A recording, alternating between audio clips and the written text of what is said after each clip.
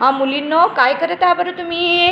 आम्ही चाचणी काढत आहोत. बरं, कशाची चाचणी काढत आहे का तू मोहिनी? आम्ही मराठीची चाचणी काढत आहोत. मराठीत पण कोणता घटक आहे पूनम?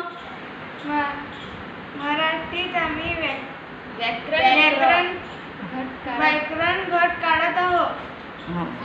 बरं, एखादा प्रश्न सांगा बरं. काय काढलं प्रणाली, तू प्रश्न कोणता काढला? कोणत्याही 5 म्हणी लिहा. कोणत्याही 5 म्हणी लिहा. मोहिनी, तू कोणता प्रश्न काढला?